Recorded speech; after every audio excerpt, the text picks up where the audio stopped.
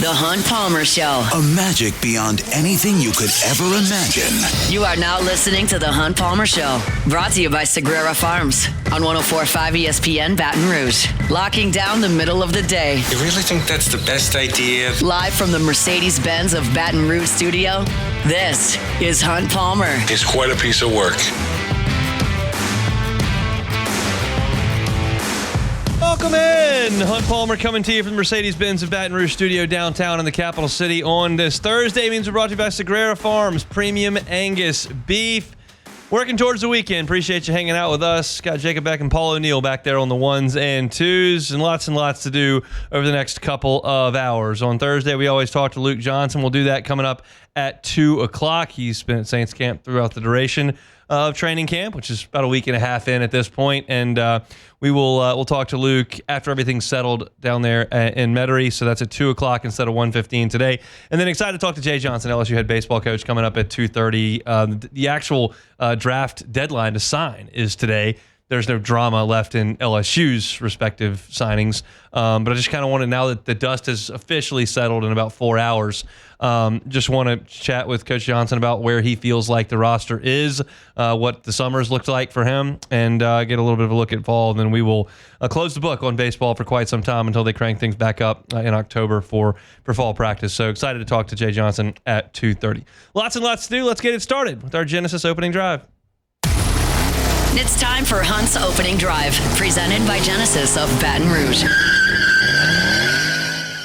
All right, Brian Kelly spoke yesterday. I did not have a chance to go to that because I watched practice, went home, blasted out the story, and then got here to do the show as he was speaking. So I had a chance to go back and listen to Brian Kelly. And one of the things that stood out to me was one answer that he gave about Dominic McKinley. And before we get to that quote, I want to talk about Dominic McKinley and what he could be on this team. I think my feeling on this LSU football team right now is that the floor is very high. And I don't mean that in terms of wins and losses, which is ultimately all that matters. But I think just at a base level, I just feel like LSU has very few glaring holes. We could learn that the offensive line is a glaring hole. At this point, I'm not prepared to call it that, not really even close. The secondary hasn't been awesome the last 2 years.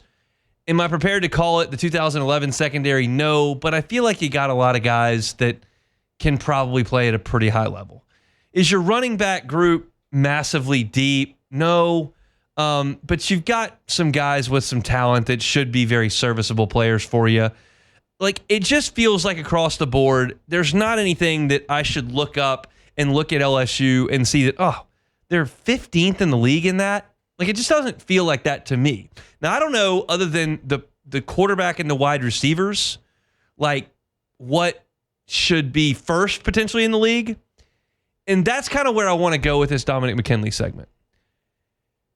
To go from, well, you don't really have a lot of holes and you got a lot of good players, to like, oh, you're now in Atlanta playing for the SC Championship. Oh, you just won the league. Now you're the 2 seed or the 1 seed in the playoff, and all of a sudden you're in the semifinal, which we all think are possibilities for LSU. Some people think it's a 90% shot. Some people may say it's a 15% shot, but we all think it's within the realm of possibility that they reach those highs.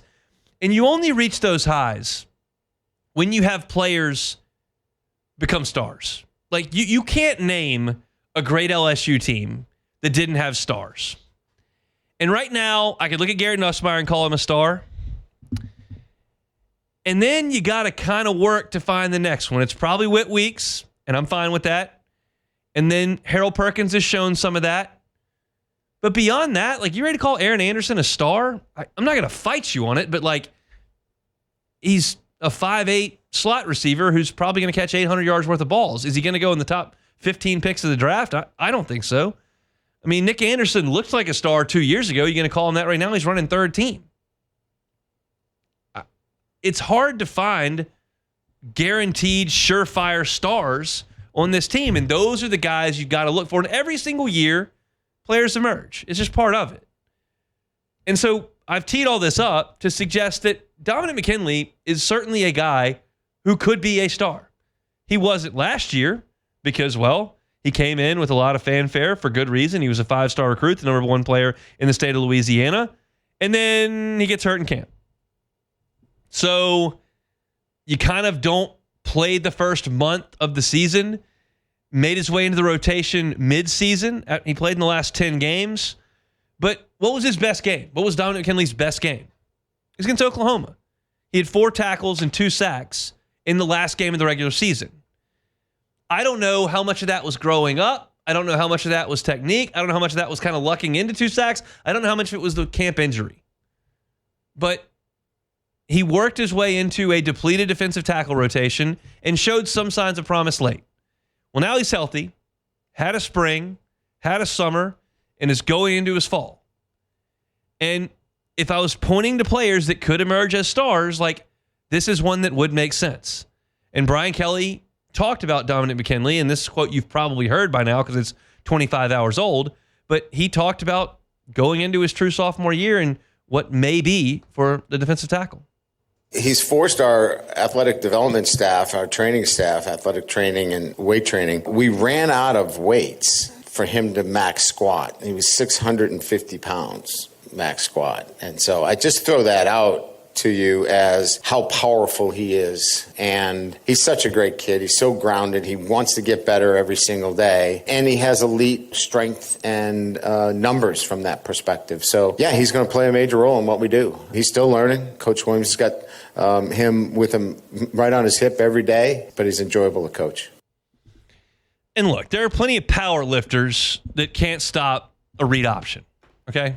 So squatting 650 pounds doesn't make you a great defensive tackle, but it helps. It helps. And you look at the guys on this team at defensive tackle, and you look at Jacoby and Guillory. He's never going to be a guy that it gets 6 sacks. He's a run stopper in the middle. Same goes with Sadir Mitchell. He's 350 pounds. You look at Bernard Gooden. Like, he's undersized. He's 285. You look at Ahmad Bro, like he was an edge player entering last season, and he's kind of gained weight to come down the tackle. Now, sometimes that works wonders. Brockers showed that. But McKinley is not built like any of those guys. He's the one guy that if you need him to be powerful enough to take on a guard in the SEC and stone him at the point of attack, and hold the line of scrimmage, he can do that. He can do that likely better than Bernard Gooden can. Likely better than Ahmad Bro can. He's bigger and stronger. Now, he's got to use more leverage because he's taller, but the strength, he can do that. And he also has the agility that Sadir Mitchell and Jacoby and Guillory aren't really going to have. He's the one guy that's got really the whole toolbox at his disposal if he can, to use a bad cliche here, like unlock that toolbox. He didn't get a chance to last year. And freshman defensive tackles aren't supposed to come in and play a lot. But if you're looking at a guy that might break out and might become a star on this team as they raise the program one level and get to 10-2 or 11-1 and maybe get to the SC championship game, maybe get into the playoff at the 10 seed or whatever, and have a chance to go play for a national championship in the playoff. Somebody besides Garrett Nussmeier and Whit Weeks has got to be first team all league. Somebody beside Garrett Nussmeier and Whit Weeks has got to make the All-American team. And there are a lot of guys on this roster that I don't know that have that kind of ceiling. They have a floor that's pretty high. I don't know if they've got that kind of ceiling. Dominic McKinley has that kind of ceiling. And I like to hear the fact that he's squatting 650 pounds. That's not the most important thing. But I also like, this is a little bit more important to me, even though it's not the be-all, end-all. We went out to practice yesterday, first day. He's running the first team. I like that. Better than him running with a third team. So clearly, they've evaluated over the course of a summer and determined that's a guy we probably want in there early. Because, and look, I've told you yesterday, and I'll tell you again today, like, we can't overreact to everything that we see on the first day of fall camp and no pads inside. But I do believe what Brian Kelly has said and the attitude of this team reflecting that, in that we got to be ready to go in week 1. Go watch the video of practice. You'll see the big screen up there that says 1-0. This is not a joke. It's not a talking point. This is something they're very focused on. And part of the stuff on the field that they are focusing on to try to go 1-0 is to settle on a depth chart more quickly this year to get those guys reps together. And if Dominic McKinley is on the first team the first day, that's a reasonable sign they think he might be on the first team when they decide who that is and get him working with the rest of the first team defense. So to me, as I sit here right now, it's still July for another hour and 50 minutes of this show. There's a long way to go. A lot of camp, inevitably bumps and bruises. Hopefully nothing more significant for that around the team, but that's part of it. So a lot of things can change. But right now, if I'm looking at that depth chart and I'm going, okay, where are my championship guys? Where are my guys that are stepping forward, becoming superstars? Maybe Dominic McKinley's that guy. And every single good LSU team has got dudes in the middle. I went through this list earlier this week when we talked about defensive tackles and defensive linemen. You talk about Chad Lavallee, Glenn Dorsey, Kyle Williams. Talking about Tyler Shelvin. Talking about Michael Brockers, Benny Logan.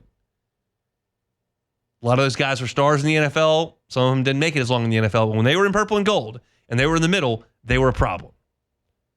McKinley may be that guy this year. That's our opening drive presented by Genesis of Baton Rouge. Thursday show is brought to you by Sagrera Farms Premium Angus Beef. Talk about a little bit more football when we come back. It's on Palmer Show. The Hunt Palmer Show. Genesis of Baton Rouge. GenesisofBatonRouge.com is that website. Every car that's on the lot is online at GenesisofBatonRouge.com. Love chatting with the folks over at Genesis. It's an amazing group of people, and they're proud of the line of cars that they have, and they should be, because they're luxury vehicles. And it's not just the vehicle. When you get behind the wheel, you'll experience that. You'll see how comfortable they are and stylish they are, how wonderfully they drive. But you also understand what you're getting when you become a Genesis driver. You're talking about America's best warranty. 10 years, 100,000-mile powertrain. 5 years, 60,000 miles bumper to bumper. 3 years, 36,000 miles of complimentary valet service. It's just all part of being a Genesis driver. Never want to get your car serviced. It's not part of the day that you want to deal with. So that's why they take it off your plate. They come to you, they leave you a loaner, you keep driving along, and then once they handle your service, they bring it right back to you. And for the first 3 years, it's complimentary. It's just things like that. They go the extra mile. That's why you need to go by and see them, Airline at PQ.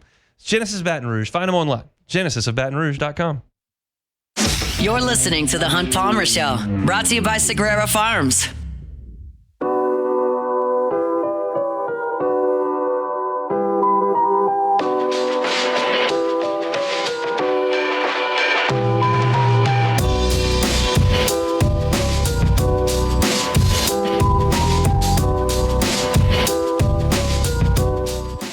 Working towards the weekend, LSU will be on the practice field coming up on Saturday morning. Next time we get to see them, they'll be out there on Friday. We won't be there, but Saturday we'll have a chance to check them out. We'll have a practice report up at LouisianaSports.net. I got a story for y'all. I was talking to my guy Sean Sagrera today, and he gave me kind of the story of how Sagrera Farms came to be. He realized years ago that the consistency in the beef that he was purchasing just wasn't where he wanted it to be. And he found out the reason why. I mean, we're 800 miles from 8,000 miles from the Corn Belt. And you're talking about a long way from these grass-fed, grain-fed cows to down here. And the climate's not great down here for it. And so you got inconsistent beef. He said, I need to do something about this. So he went and said, I'm going to do it myself. And he made some relationships, researched why and how this is done. And he's a fourth generation farmer. So he's like, all right, I can make this happen for me and my family. And that's what it was. It was a family project. He was going to raise cattle, raise great beef, and then have it for his family there. But out of that love and passion, a business was born. And so he went and retooled the entire factory, changed the technology that he worked with, sold all the animals off the farm, because he wanted to make sure that he could create the consistency that he needed. And he's been able to do that. He's been able to create a process with the technology that he's learned and the resources at his disposal to create prime Angus beef upwards of 95% of the time. And he's right up the road in Ethel, just outside of Baton Rouge. So if you're tired of the inconsistencies in the beef that you're eating, and you want to know where that beef is from and know that it's not used with steroids and know that it's never improperly used with antibiotics and know that you're getting one DNA in the purchase that you make to either put in your freezer, well, Segura Farms is your answer. So contact my guy, Sean Segura. Make that phone call. Say, hey, Sean, I want to make sure that I've got the finest in beef, and I want to make sure that it's coming from right here just outside of Baton Rouge. So give him a call at 225-719-1723. Again, 225-719-1723. And get the best in beef for you and your family in your freezer quickly. Segura Farms, they bring you our Thursday shows each and every day. All right, let's talk some cornerbacks because I wrote about it at LouisianaSports.net, and I'm fascinated by this position group in a big way. You all know that LSU's cornerback play, really the last, I could probably go back 4 years, has not been good enough. It just hasn't. And that's just been a slip from the standard that LSU had set, which was the best in the country over the course of about 15 years. And it slipped. And I think a lot of that had to do with Corey Raymond's departure. There are a lot of factors. You can talk about position coach hires. You can talk about name, image, and likeness. You can talk about what the state has done. You can talk about a lot of different things, but I know the result hasn't been good enough. And so you look at what's happened since Corey Raymond came back, and I can start to see the writing on the wall that things are changing. How great are they going to be this year? I'm not sure. You lose Zy Alexander to graduation. He signed with the Seahawks. He was your best corner. It's an FCS transfer and an undrafted player. There are injuries there, but still, that's the result. J.K. Johnson and Jair Brown, your Ohio State transfers, they move on. They're at Oklahoma State and UCF. And so what do you have back? Well, you got Ashton Stamps, who's been a 2-year starter. He was probably thrust into action pretty quickly, but he's a third-year starter now. P.J. Woodland is back. He's still a little bit undersized. And then you bring in Michael Turner and Wallace Foster, who are just really, really, really thin. I don't have another way to say it. You go out. If I sent you out to practice tomorrow, and I said, I want you to find Michael Turner and Wallace Foster, and I took all the jersey numbers off of every player, you would find them in 5 minutes. Like you would walk around. I mean, it may not even take you 5 minutes. They're noticeably the thinnest guys out there. But you brought in an influx of talent here that looks more like LSU. You bring in Mansour Delane, who's running with the ones. You've got Jakeem Jackson from Florida coming in, who Corey Raymond identified out of high school as a 4-star recruit and was a starter for Florida last year in the first game before he got hurt. And then you got DJ Pickett, who's the crown jewel, right? Aiden Anding comes in with him. He was the number 1 corner in the state of Louisiana. And so your, best I can tell, your cornerback rotation is right now Ashton Stamps, Mansour Delane, DJ Pickett, Jakeem Jackson, P.J. Woodland. It's those 5 guys. If you want to throw Anding in there, maybe 4. That's very likely what you're looking at. And so what does that mean? Ashton Stamps grades okay against Pro Football Focus. He was 3rd in the SEC in passes broken up last year. He still has not made an interception at LSU, which is not the end-all be-all for corners, but he does get beat a little bit. I think he was rushed into playing time, but I think his floor is pretty high. I think he's a serviceable SEC corner that has more room to grow. Mansour Delane has started for 2 years at Virginia Tech, and that's 29 games. He was 3rd in the ACC in interceptions last year. He had 4 of them. He's physical. He forced 8 incompletions last year, but there was some downside. He was flagged for 4 pass interference penalties, and he allowed 7 touchdowns last year, which was a high for Virginia Tech. But I watch the NFL draft guys talk about Delane, and there are some things they really like. He is physical. He's got good feet, and he played the ball pretty well last year. Some of that physicality leads to pass interferences, and then, he gave up some touchdowns, which is not good. But again, I think the floor is pretty high there. So where's the ceiling? The ceiling is Pickett, right? The ceiling is Pickett. We have watched Patrick Peterson come in and be ready to go. We have watched Derek Stingley come in, and he was the best corner on the team as a freshman. Those are probably the gold standard of freshman corners, and that's a hard thing to live up to. Those two guys are literally all pro players in the NFL, okay? That's a hard bar to live up to. But if I just lowered the bar one rung and went to Tre'Davious White, who started 11 games his freshman year. If I lowered the bar one rung and talked about somebody like Eli Ricks, who left, but in the COVID year, he had a pick six in the swamp. He was ready to play. He had a big play against Mississippi State when Stingley was hurt, or in the hospital, as it were. So they've had 5-star freshman corners come in and be ready to play. And that's the company that Pickett keeps on the recruiting trail. He is Peterson. He is Stingley. He is Trey White. He is Eli Ricks. Like, that's the type of recruit he was. So if he is a really good SEC corner right now, maybe that bumps Stamps into nickel. And you've got Delane and Pickett on the outside and Stamps in there at nickel playing in some of the coverage spots that like Burns or Ryan were in last year, and you've upgraded. That's the ceiling. If you can get to that, then all of a sudden you're starting to change the way that DBU looks. Last year, LSU's pass defense was not nearly good enough.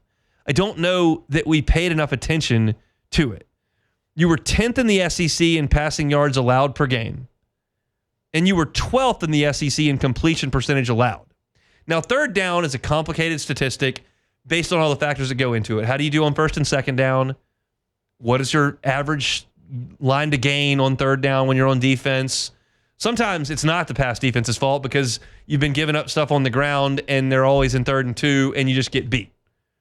But I will suggest that if you're 10th in the SEC in passing yards per game allowed, and if you're 12th in completion percentage allowed, it's not a coincidence that you're 14th in the league in third down conversions allowed. There were only 2 teams in the league worse than LSU in third down defense last year, Vanderbilt and Mississippi State, who is historically atrocious.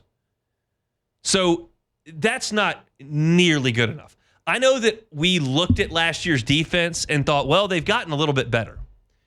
But if you take out 2023 and you just evaluate 2024 for what it was defensively, it was miles below the standard. Miles below.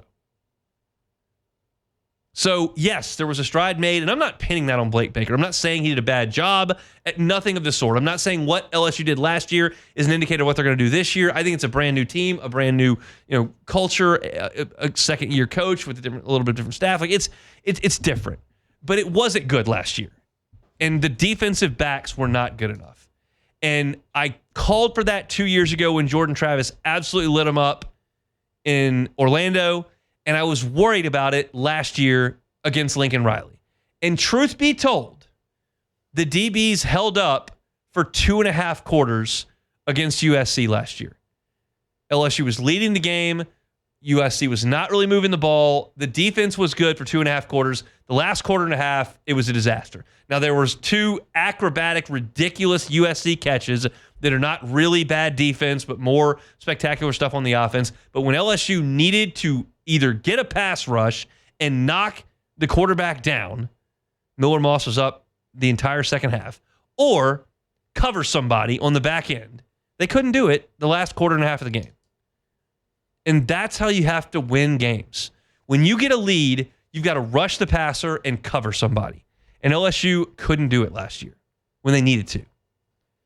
So, to me, this is a big piece to getting back to who you are. And I think that LSU will cover better this year, and I think the numbers will be significantly better because I think LSU will rush the passer better this year as well, which creates less throwing opportunities, more chances to make a play on the ball, potentially more interceptions, more turnovers. All of that should be good. When I look at last year's secondary and the talent level there, and I look at what LSU is going to have this year, I think it's an upgrade. And I don't know to what degree, but I feel like things are moving in the correct direction with Corey Raymond and this defense. Again, I don't think Stamps is a first-team All-SEC player today. I don't think Mansour Delane is a first-round pick. I don't think he is potentially an all-SEC guy right now. But their floors are pretty high. You add Pickett into that mix, and you get much, much better at safety, which we'll talk about on tomorrow's show. Then you're starting to get back to where you were. Because I think Stamps can be a pro. I think Delane can be a pro. I know Pickett can be a pro. And I think you've got some guys at safety in Halsey and Cooley to be sure, and then maybe Spears, maybe Jordan Gilbert that can be pros as well. That's what it used to look like. And it just hasn't for the last few years. You've been a little bit undersized, not as many 5-star recruits. You've taken some 3 stars from out of the state, just not what you need. This looks closer. So I'm excited what Corey Raymond's group can do in 2025. I think the defensive backs are going to be much, much improved. Thursday show is brought to you by Sagrera Farms Premium Angus Beef. We will step aside when we come back. Let's chat a little bit about practice today. I couldn't be there. Myers man, a little bit of an illness this morning, so I had to stay home for the morning wave. But Matt was there. He wrote up a report, and I've got some thoughts on it. We'll do that coming up next. The Hunt Palmer Show. This is the Hunt Palmer Show, brought to you by Sagrera Farms.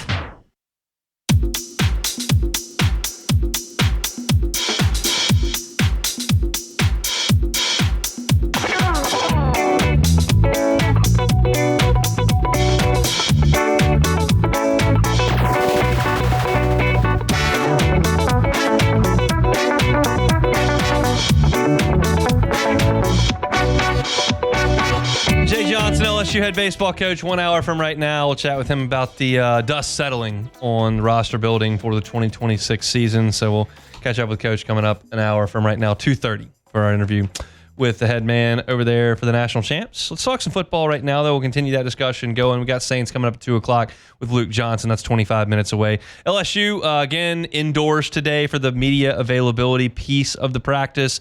Tigers did not have shoulder pads on once again, just helmets, the jerseys, and the football pants with no pads in them. So they were going at it in the indoor, and the media only got 15 minutes today, just 3 periods. And the only thing you could really do at that point is kind of chart plays and take attendance. And Matt was there. I wasn't able to go. Myers man had a little bit of a fever last night that trickled into this morning. Daycare says no thanks to that, so Dad was home for the morning session. Got a story written and got my show prepped, but was not able to go out to practice. So Matt went for our station and wrote a report up that you can find for free on LouisianaSports.net. The only absence that Matt noted today was Aaron Anderson that was not there. I don't believe that's much of a concern until we find out that it is. Oftentimes, just something comes up at this point in camp, especially with veteran players, and they're excused. I have no frame of reference what that is whatsoever, but my concern level on it is 0 until I'm told there needs to be some concern. There was also some concern, apparently, with field goal kicking. Damian Ramos missed from 28 and 48 yards. Apparently, there was some disjointed special teams action today. My concern level on that, 0. Are you sure, though? Because, I mean, there were issues. I mean, last year was not as bad. But. It's a brand new coaching staff on special teams. Brought in the special teams analyst from Grambling to come run it. You've got a guy in Ramos who's a 4th-year kicker. I don't have any concerns about that whatsoever in July. If they come out there against Clemson and there's 10 guys on the field goal team and they get 2 blocked like they did a couple years ago, I'll throw a panic attack. Today, not the case. In terms of accuracy, it's not a situation like I would be concerned if you didn't know who the kicker was going to be and they sent 2 guys out there and both of them were hooking balls way left and it just looked like, oh my gosh, there's a freshman that's going to be out there and we have no idea. Ramos has been one of the better kickers in LSU modern history. Not the best by any stretch, but he's fine, and my confidence level in him is high, so not too worried about that at all. And apparently Aaron Burrell looked pretty good kicking some long field goals, so that's a guy that's got a very exciting future in Baton Rouge because of the strength of his leg, but make no mistake, Ramos is the kicker at this point. Matt charted the offense's hurry-up drill with no defense on the field. See them do this a lot. They generally move it 5, 10, 15 yards at a time with no defense. And one of the first plays that Matt saw was a little screen completed to Bauer Sharp. And I believe that LSU is going to utilize the screen game significantly this year. Why do I say that? 1, we've seen it a lot. And 2, it helps your offensive line. Last year, teams could really try to rush the passer. And LSU was so good and so cohesive on the offensive line, they could mainly pick things up. I mean, South Carolina got home a couple times. A&M in the second half got loose. Bama forced a fumble. But, like, for the most part, Nussmeier was pretty well upright when he wanted to throw it. I don't think LSU can rely on that steadfastly entering the Clemson game. You're going to have a second and third pitch to deal with the pass rush. The fastball is, okay, come at us. We got an offensive line. But you need a change up, the screen game. You need a breaking ball, the draw game. The running game is what you need to keep those guys honest and staying ahead of the chains. Because I think that LSU is going to take a step back this year in pass protection. It's just natural when you got 4 linemen drafted who have been 3-year starters. That doesn't happen. So you're going to take a little bit of a step back there. But if you can keep teams honest with some of these wrinkles, Nussmeier's going to be fine. And I like the screen game to Bauer Sharp. Xavion Thomas caught a 35-yard touchdown, again, against no defense. But he's out there with the first team. And I think that's a nod to seniority. I think that's a nod to a guy that's going to be a primary kickoff returner and or punt returner. I don't know that I think he's going to be a first-team wide receiver on this team because I think his skill set is too similar to Anderson's. They've got Anderson. I'm talking about Aaron Anderson, not Nick. They need to have Chris Hilton out there. They need Aaron Anderson out there. Destin Hill showed out big time yesterday. There are some more diverse skill sets that I think they need to get to the field, but Xavion Thomas is running with the ones right now. Bauer Sharp caught a 15-yard out route, and then Berrien Brown caught a touchdown on a slant, and Chris Hilton caught a screen for a touchdown. Once again, back to the screen game. But I liked what I saw from Berrien Brown yesterday. He was running a little bit with the ones today with Aaron Anderson out, and this is what I'll continue to kind of harp on with Brown. I think he was massively underutilized in Lexington. I think that's pretty obvious. You look at a guy with that kind of talent, with that low of production, Kentucky fans will tell you, we just didn't work out. It's the same thing that LSU fans will say about Deshaun Womack and Sage Ryan probably as they go to Oxford. But you look at Berrien Brown and you watch him run routes and you watch his speed and you watch him catch the ball the way he did yesterday. Like, I just feel like that's a guy who's probably going to have a pretty big year. And he was running with the ones today. Hilton's the other one that, once again, looked really good yesterday. Myers told me today, this is not really an aside, it's pretty much on topic. He said, I want to watch football. So I cranked up YouTube this morning, and I turned on the Baylor game. And if you don't recall, in the Baylor game, Hilton ran down the right sideline just right by a dude for a touchdown. I mean, like he was standing still, and Nussmeier laid it right in at the 2, and Hilton just walked in. And then on the next drive, Hilton ran right by another guy, and Nussmeier floated up in the air, and Hilton caught it and skidded down inside the 1, and they ran it in. But like back-to-back possessions, Baylor had a DB that started his back pedal and then went to flip his hips, and Hilton was just gone. And I'm not here to tell you that Baylor is the 75 Bears or the next coming of DBU, but like it's pretty easy to watch that. And he did the same thing against Oklahoma a month earlier. And I know we've talked about this a lot, but it reinforced it to me today, having watched Hilton in person yesterday, had a big catch down the right sideline when we went outside. And then, coincidentally, Myers wanted to watch football, so I was like, well, what can I get out of you saying you want to watch football? I can put anything on YouTube. Maybe something I can do for work today. Let me watch the highlights of the Texas Bowl. Let's see if anything pops. And I remembered the touchdown offhand that Hilton caught. I didn't immediately recall that he caught one right down at the 1-yard line. Those games can get a little bit hectic when I'm not in Tiger Stadium because I'm in the bowels of Tiger Stadium in the radio studio, and I'm listening to the game, and I'm also writing for .net, and then got the highlights, and I'm getting ready for a post-game show, and there's a lot that goes on in there, and there's a lot of notes that are involved, and I don't have my notes from that game in front of me. So at that point, it was a nice memory jog to see that. And I see on Matt's practice report, hey, Chris Hilton, screen pass for touchdown. I'm going, they're going to be able to use him in a lot of different ways. Hilton also, and I forgot to bring this up, in that game, caught a little slant-ish route. It was longer developing than a slant, but Nussmeier was under a little pressure, and he kind of sidearmed it. And Hilton caught it on the run going towards the middle of the field.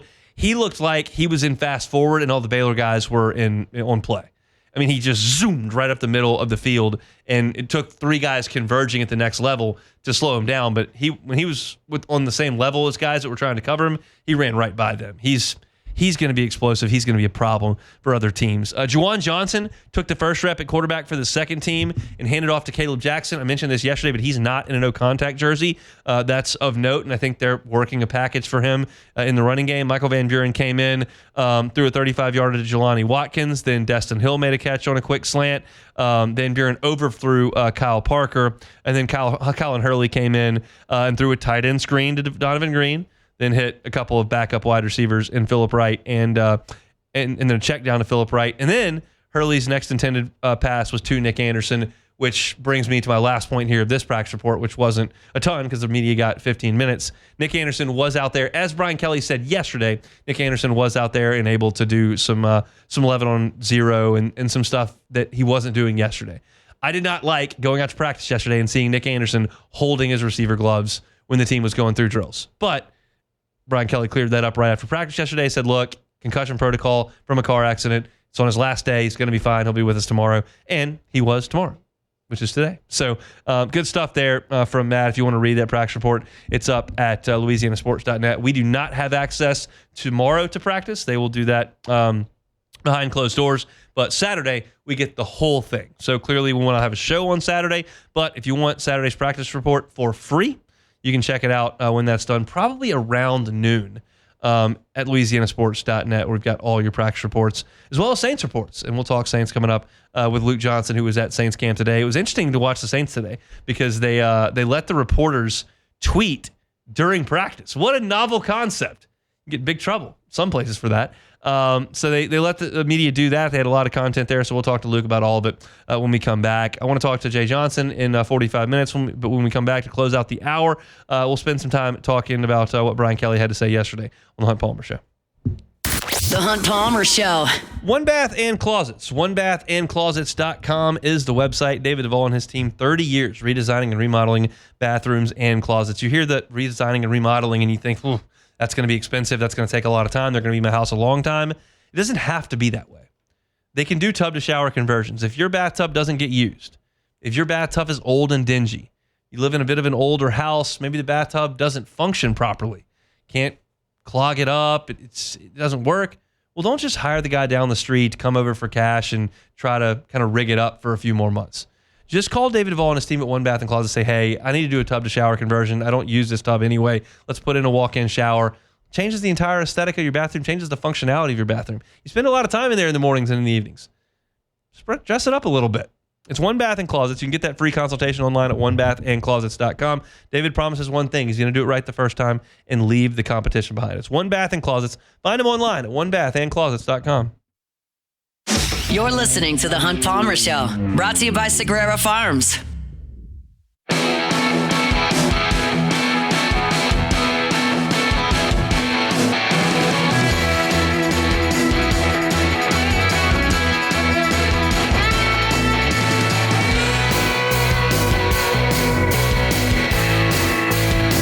Sagrera Farms brings you our Thursday shows. I tell you all the time, 35, 45 days dry aging. I mean, technically Sean could do 7 days or 11 days, but that's not the process.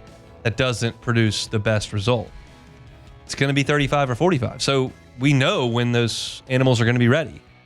And we're talking about animals that are 10.2%, 16%, 3 of them that are 12% that are going to be ready and hit the market in the next couple of weeks. So if you're interested in some of the finest beef in the country, that's right out here in Ethel, just outside of Baton Rouge, call Sean, 225-719-1723. Again, that's 225-719-1723. Say, hey, heard about those animals that are going to be ready to roll here in the next couple of days on Hunt Show. How do I get in on that? Sean will help you out. It's Sagrera Farms. They bring you our Thursday shows each and every week. All right, offensive line is going to be just my biggest talking point for the next 30 days. Just massive. I cannot possibly overemphasize the importance of this offensive line's development enough, because I believe the rest of the team is ready to go. And I just don't know about the offensive line. So yesterday, Brian Kelly was asked, like, hey, tell me what you think about the offensive line and how it's shaking out. Because we did see yesterday the shake that we thought we were going to see with Braylon Moore playing center and DJ Chester at left guard? Well, we're still competing for positions. You saw what we did. Braylon Moore moved into the center position. DJ Chester moved to left guard, so you guys can figure that one out. But DJ is going to compete with Paul. And on the right side, Josh is going to compete with Colin Eccles. That's competition. Karis Kern is going to push Tyree. Bordelon's going to push Weston Davis. Those are pretty much, what you should be seeing and, how that will move. There'll be some times that maybe DJ, slides in at center. We got a guy that played 13 games at center. Let's keep him sharp. So I think you'll see some moving around there, but there's competitive battles right now. We have to evaluate them as a group of 5, and then individually, who makes up that best 5. I think they need to have competition. They need to push those guys. They need to have the most disciplined, physical, productive camp that Brad Davis and Brian Kelly can possibly put them through, because the importance of their level of play Labor Day weekend is just paramount. It's paramount. If they can go out there and hold their own, LSU's got a great chance to win. If LSU doesn't win that game, I think it is likely the reason is LSU could not block Clemson. And while you can say what you will about LSU's offensive line last year and their ability in the ground game. I was talking to my friends at ESPN Southwest Louisiana today, and I mentioned that you could make the argument Will Campbell is the best offensive lineman in LSU history. I don't know that I would, but it's an easy argument to make. He was a 5-star recruit, a top 20 player in the country. He was the left tackle 2 weeks into his first spring. He started every game at left tackle. He was the first-team freshman All-American. He was an All-American. He was a top 10 pick in the draft, top 5 pick in the draft. Like, you can make that case. And so somebody's got to take his place. And that's a big deal. And that somebody right now is Tyree Adams. And I find it hard to believe that you're not taking a step back there between Will Campbell, who's a 3-year starter and a top 5 pick in the draft and an All-American, to Tyree Adams, who's started 1 game. And so Brian Kelly was asked about Tyree Adams. Right now he's penciled in as the starting left tackle, but we're going to let a freshman go beat him out and give him an opportunity to do that. Look, I think his growth has been immense. His maturity, his physical development. I think we all saw him play a really good game against an elite pass rusher in Baylor. So we've seen him play too. And so if you add what he's done in the offseason, the way he's led, the confidence that he plays with, I think we are in store for some great things from him. That would be very good. And I will say, the Baylor game does give me confidence in the next generation of offensive linemen, because all you saw from that game from the drafted guys was Miles Frazier out at tackle. You saw Tyree at left tackle. You saw Mabenga, and you saw Bordelon. Eccles played a little bit as well, and Chester was clearly the center. So there is a little bit of seasoning there, but not a lot. This is what this camp is for. And I think LSU has got some really good edge rushers on this team. So to me, when they put the pads on, I need Patrick Payton and Jack Pyburn and Gabe Relaford just going hard at Tyree Adams and Weston Davis. They need to make this a physical and demanding training camp, because Clemson's coming at you with a silent snap count likely in front of 83,000 people. It's going to be a grown man's day at the office for those dudes, and they need to be ready for it. And this is what camp is for. So, again, my trepidation in talking about the offensive line is real. My concern level is real, but I don't think it's a hole in the roster. It's just going to take development of these guys who haven't played a lot and are taking the place of some guys that played a lot. So I like what BK had to say, but we won't know very much about these guys until they throw the pads on and get to knocking helmets out there on the Ponderosa, which I think we'll see first of next week. That's it for hour number 1 here on this Thursday edition of the Hunt Palmer Show. If you missed anything that we did, you can catch it on demand. Open the show today, talking a little bit about Don McKinley and his potential as a star. That'll be up at Hunt on LSU, wherever you find your sound, of course, on YouTube. Talked about LSU's corners as well. If you'd like to read about them, there's a story up at louisianasports.net. Details kind of my thoughts on the entire depth chart there. But also went through it here, and you can find that at Hunt on LSU as well. Matt had a practice report at 1:30, and so to sum it up, the entire first hour we spent on nothing but LSU football. And it's that kind of year, that time of year. So we'll do a little bit more LSU football later on in hour number 2. But we have a ton to do in hour number 2. We're going to talk to Luke Johnson coming up after Sports Center. Luke has been at Saints camp for the duration, was out there today, had a chance to update as practice went forward today. So we'll talk to Luke coming up in 5 minutes. And then Jay Johnson, LSU head baseball coach, coming up in 35 minutes. We'll get a look at what this roster now looks like as he spent the entire month of July putting it all together. Don't go anywhere. We'll pause for Sports Center and come back. Hour number 2 of this Thursday edition of the Hunt Palmer Show. The Hunt Palmer Show.